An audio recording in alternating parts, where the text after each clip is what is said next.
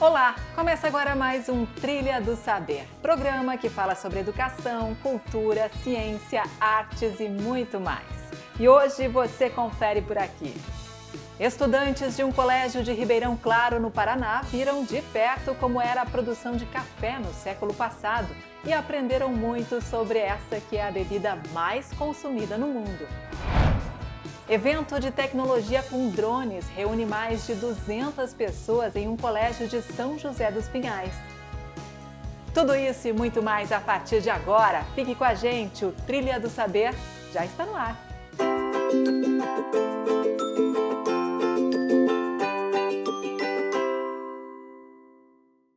Alunos de um colégio da cidade de Ribeirão Claro, no Paraná, foram conhecer de perto como era a produção de café no século passado.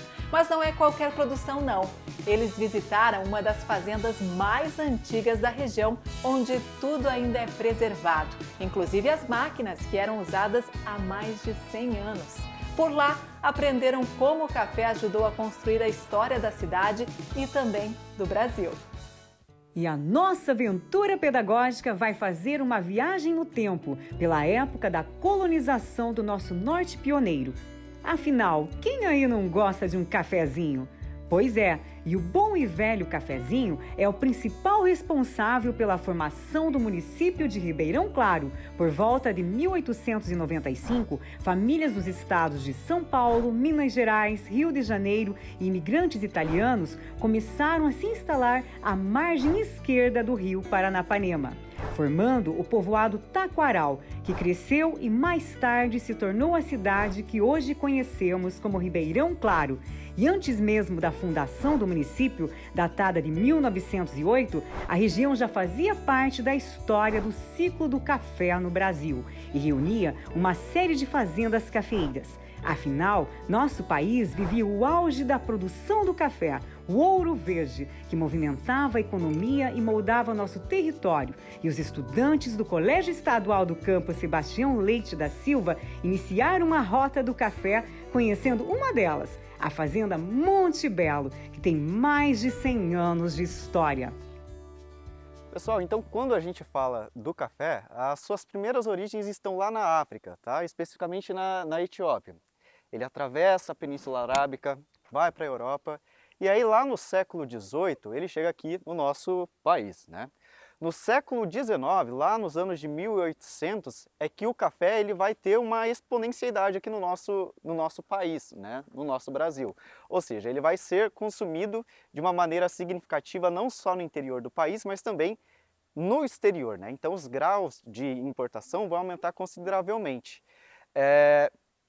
Onde vai iniciar isso? No Vale do Paraíba, onde é a divisa atualmente de São Paulo com o Rio de Janeiro, e após um período vai para o oeste paulista. A gente vai ter muita influência dos italianos nessa região. Após isso, nós seremos influenciados por esses próprios italianos aqui no norte do Paraná, porque nós temos o cultivo da terra roxa. Então, a terra roxa ela é propícia para o cultivo do café e Ribeirão Claro está nessa região, tá? Que se chama, tradicionalmente falando, de Norte Pioneiro. Jacarezinho, Ribeirão Claro, Cambará, são cidades que serão edificadas por meio do café, certo? Então, por isso, a base histórica do nosso município, a gente pode afirmar que está alicerçada na produção e no cultivo de café.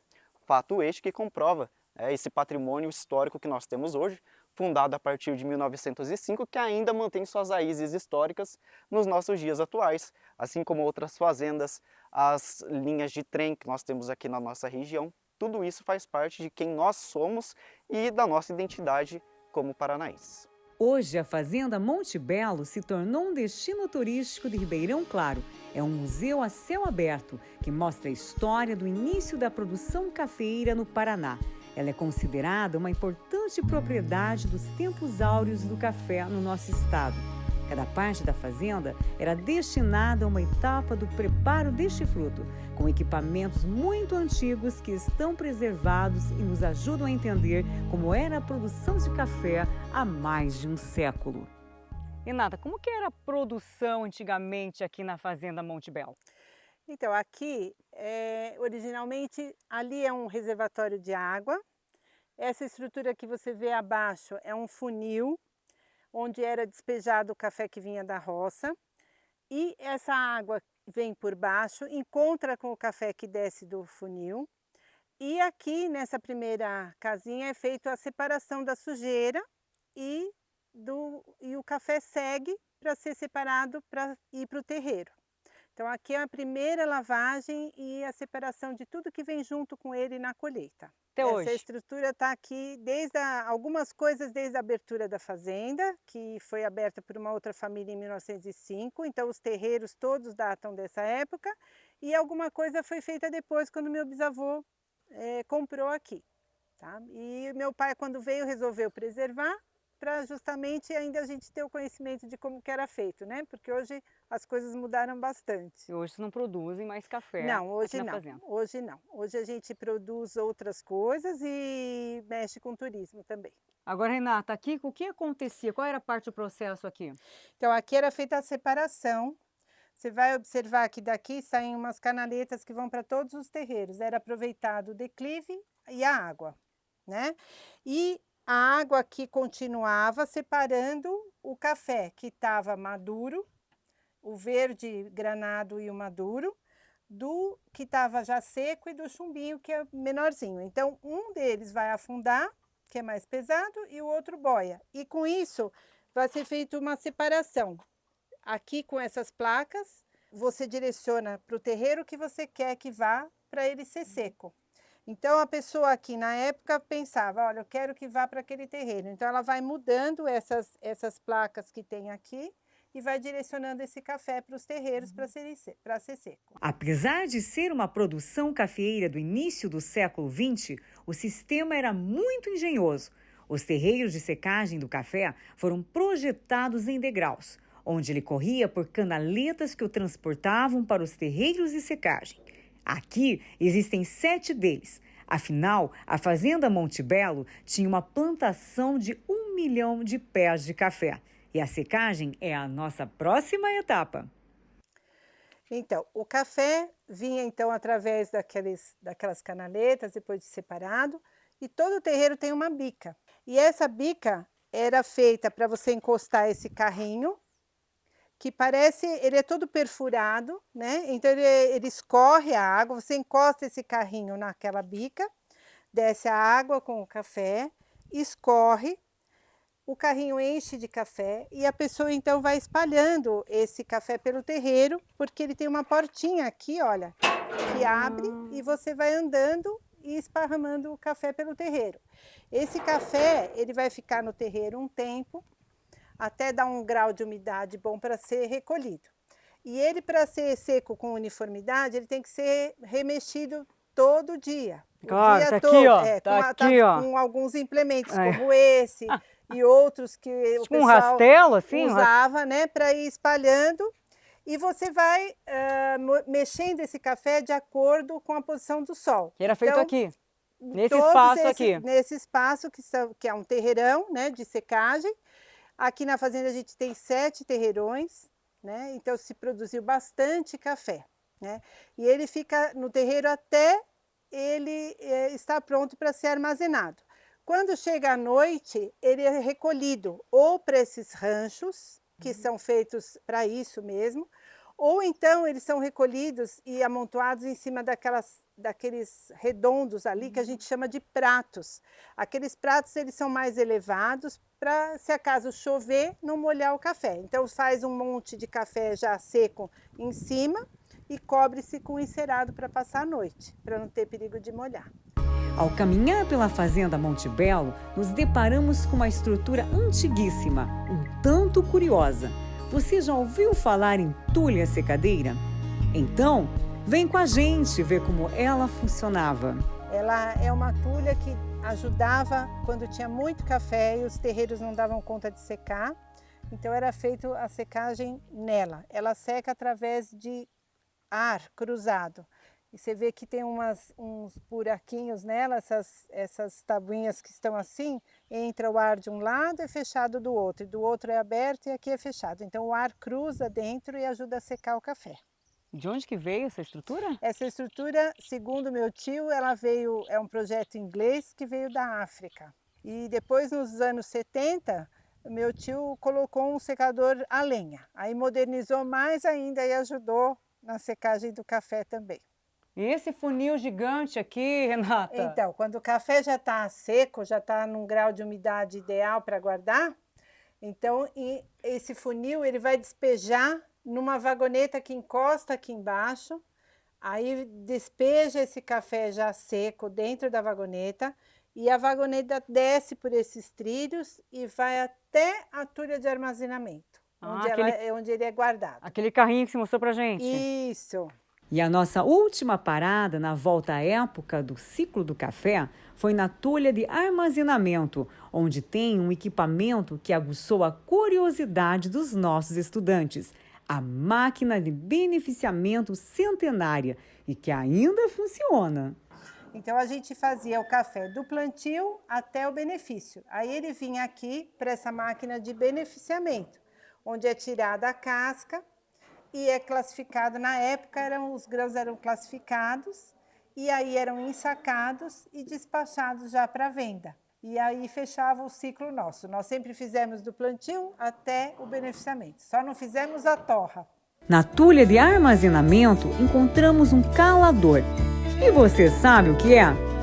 Então, vem descobrir com a gente! Então esse aqui é o calador e eu uso para você verificar se tirar uma amostra do produto que você está vendendo. Isso é usado em qualquer tipo de grão que é vendido.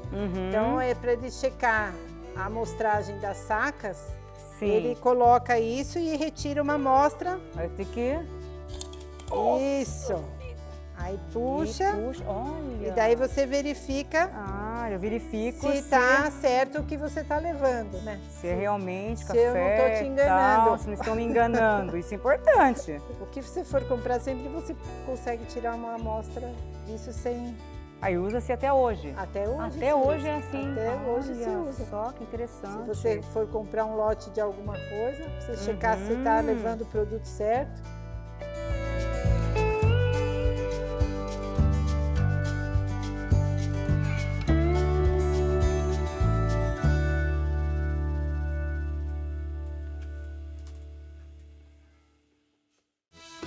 Que legal ver os alunos aprendendo assim de perto um pouquinho mais da história do nosso país, porque o café, além de uma paixão nacional, também conta aí um pouquinho da nossa história. E olha só que bacana, teve estreia de um evento bem diferente em São José dos Pinhais, região metropolitana de Curitiba. A primeira edição do Drone Tech Angelina levou diversão e muito aprendizado para dentro da escola. Mais de 200 pessoas participaram da exibição de drones que rolou no ginásio do colégio. Vamos ver como foi.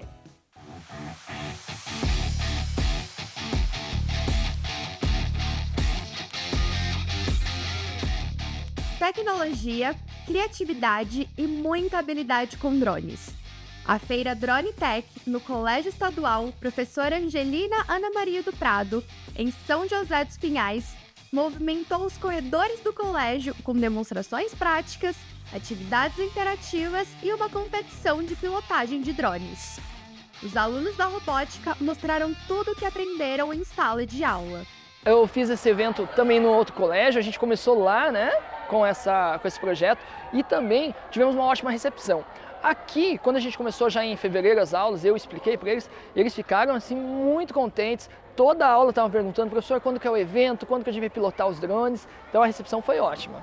O desafio aconteceu em um circuito criado pelos próprios alunos, com aros luminosos e obstáculos no chão que exigiam precisão e concentração.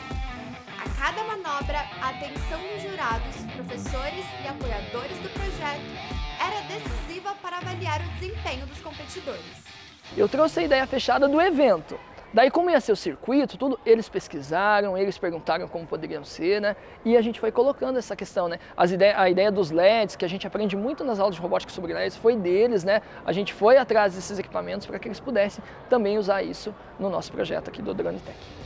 Desde o início do ano, os drones fazem parte da rotina dos estudantes do 8º e 9º ano, que em aulas de robótica no contraturno aprendem teoria e prática da pilotagem. Foi muito legal, porque tipo assim, ao mesmo tempo que a gente estava aprendendo, a gente estava ensinando. porque uns aprendiam mais rápidos, aí vinham outros com curiosidade, e aí a gente já ensinava, então ao mesmo tempo que estava todo mundo aprendendo, estava todo mundo ensinando também. Eu não tinha contato até então com drones e tecnologia, assim, a mais básica, né, computador, celular, essas coisas. Mas até então o drone não, e eu achei muito legal, cara. Quando me chamaram eu fiquei muito feliz, assim. Aulas de robótica e eventos de tecnologia vão muito além da diversão. Eles estimulam o raciocínio lógico, o trabalho em equipe e o interesse dos alunos por inovação. Experiências assim preparam os estudantes para os desafios do futuro, dentro e fora da sala de aula. A gente fica até emocionado, né? A equipe pedagógica, né? A gente ter essa oportunidade, mostrando que o ensino público pode ser um ensino público de qualidade, né? De forma acessível, e mostrando para os nossos alunos que eles não precisam ter um investimento alto, eles não precisam ter às vezes investimento nenhum, eles precisam apenas estar na escola, ter essa oportunidade para poder participar dessas aulas especiais.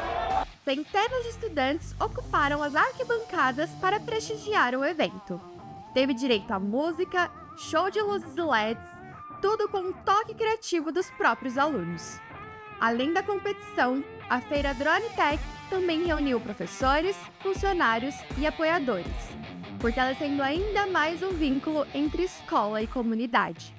A força que a escola pública tem, as inovações que o governo traz para a escola, as motivações que a gente tem para poder fazer o nosso aluno entender que o ensino faz parte da vida, é o melhor que ele tem para aprender, né? Então a robótica é um instrumento, um contraturno assim, que eu falo que é um dos melhores cursos que a gente tem no contraturno da escola, é a robótica.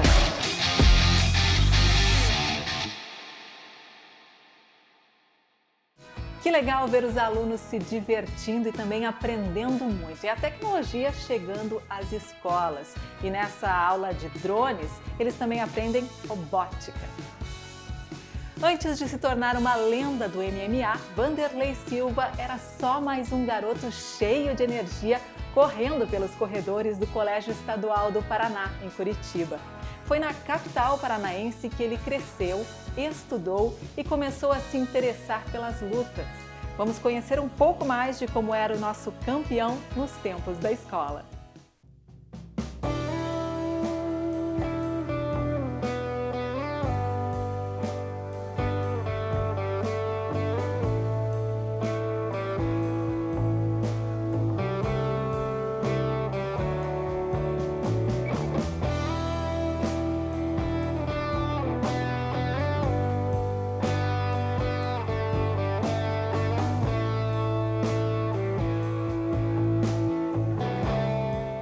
Olá, eu sou o Vanderlei Silva, sou pentacampeão mundial de MMA, já fui eleito o melhor atleta do mundo, o atleta mais temido do mundo, o atleta mais bem pago do mundo e também sou filho do ensino do Paraná.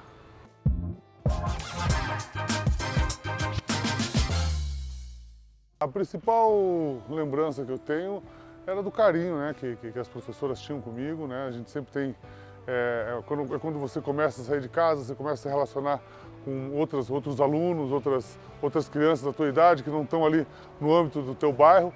Então foi uma experiência que contribuiu muito para o meu crescimento pessoal. Eu tinha a professora Zilda, né, que era uma professora que eu não era assim, aquele aluno tão inteligente, né? Porque hoje em dia a criança, quando chega no primeiro ano, ela já sabe ler e escrever. Eu fui a primeira vez na vida para a escola com 7 anos, então não sabia nada. Ela teve muita paciência comigo, ia lá, me ajudava e tal. E a professora Zilda foi alguém que me marcou muito.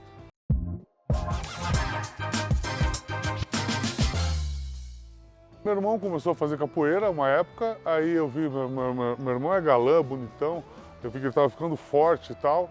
E eu vi que eu queria aquilo também, aí eu me matriculei numa academia, comecei a treinar, mas eu não levava muito jeito, eu comecei a treinar porque eu era meio gordo, né? Aí quando eu fui para a 5ª série, eu vi que ser gordo, né, não era uma coisa muito legal. O pessoal tirava sarro e tal, aí eu comecei a treinar para emagrecer e foi indo, comecei a lutar dentro da academia. Né? Dentro da academia eu não me saía muito bem, mas quando eu lutava com um cara de outras academias, eu ganhava. Aí foi indo, fui aprendendo mais, fui crescendo, fui aprendendo, fui tendo novos desafios, fui ganhando e consegui aí ser campeão mundial.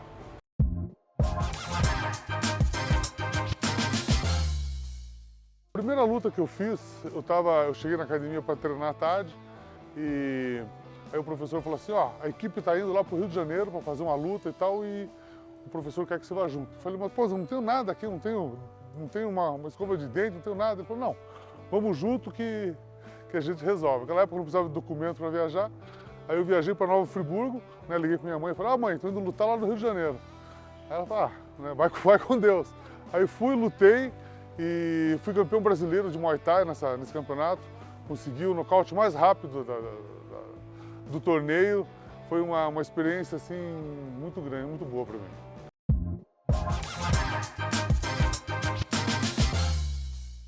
Aqui no Brasil eu lutava em campeonatos ao máximo que eu tinha lutado de tamanho de campeonato era para 4.000 pessoas.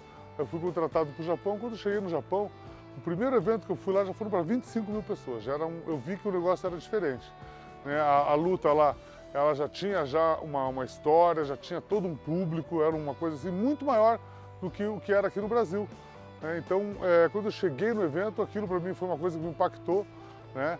E outra coisa que eu estranhei muito lá no Japão foi que tinham 20.000 pessoas no ginásio e o pessoal ficava quieto, um show assim, ninguém gritava nem nada. Até eu lembro que na minha primeira luta, eu estava em cima do meu oponente assim, eu ouvi um telefone tocando.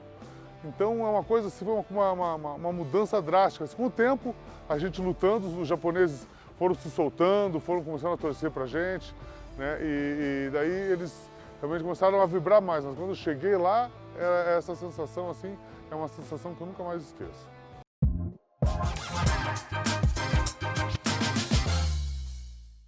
Lá lutavam todos os maiores lutadores do mundo.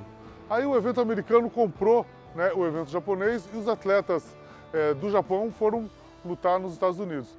E para mim foi uma mudança bem radical, porque eu me mudei não só de evento, eu me mudei também para os Estados Unidos, né? Eu me mudei para Las Vegas, eu morei lá durante 8 anos e eu lutava e competia. Quando eu cheguei lá em Las Vegas para lutar, eu ia fazer o maior evento do ano lá, é um evento que tem em julho, né? Aí quando eu cheguei na cidade, tinha a minha cara em tudo que é lugar, em todos aqueles painéis dos hotéis, no ônibus, assim, aquelas propagandas de ônibus.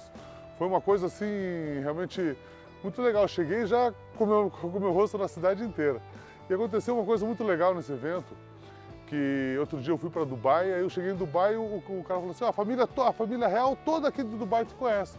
Eu falei, mas como? Ele falou, não, que o sheik do Dubai estava, nessa época que eu estreiei no Pride, no UFC, eles estavam lá em Las Vegas, aí o sheik viu a propaganda e falou, eu quero ir nessa luta. Só que não tinha mais ingressos, já faziam 2 meses que tinha acabado os ingressos. Aí ele falou assim, eu quero 20 ingressos ringside, do lado do ringue. Aí o cara foi falar lá com o dono do evento, né? O sheik quer os ingressos. Ele falou, o negócio é o seguinte, cada ingresso é $10.000. Aí o sheik ia dar $200.000 os ingressos, né?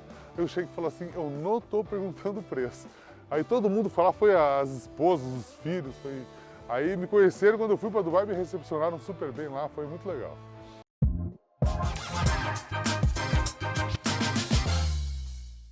No UFC eu tive várias ótimas lutas no UFC. As minhas 3 últimas lutas no UFC, o UFC ele dá um bônus, né, para o lutador. Ele dá um bônus de $50.000. Fora a tua bolsa, ele dá um bônus de $50.000. Para melhor luta, para o melhor nocaute e para a melhor finalização.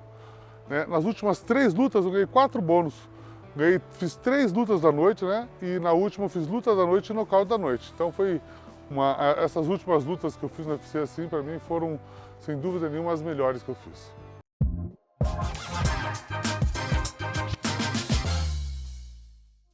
Qualquer coisa que você vai fazer na vida, né, você tem que saber que, com todo respeito, você vai se ferrar muito antes de dar certo. Não é qualquer coisa que você começa a fazer e dá certo, não. Você vai indo, você vai aprendendo, você cai aqui, cai ali, levanta, né? Eu acho que até você aprender, né, até você saber o que você faz bem, às vezes demora um pouco. Eu tive essa sorte de poder me achar, achar uma coisa que eu fazia bem, o meu biotipo encaixava, né? Eu tinha algumas coisas que faziam com que eu me tornasse um bom lutador.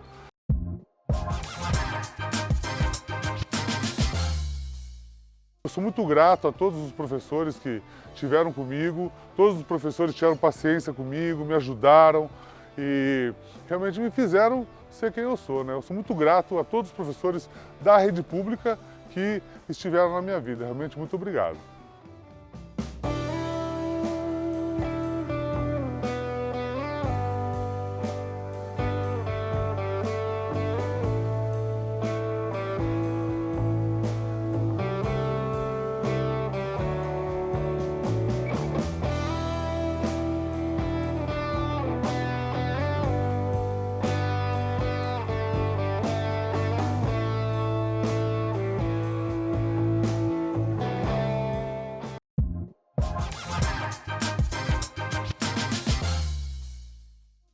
Tá aí mais um exemplo de que talento se constrói desde cedo, né? Esse foi o nosso programa de hoje. A gente fica por aqui, mas você pode rever este e outros programas através do QR Code que está aí na sua tela. Lembrando que o Trilha do Saber é produzido pelo Núcleo de Comunicação Setorial da Secretaria de Educação do Paraná. A gente se vê na próxima semana. Tchau, tchau! Até o próximo programa!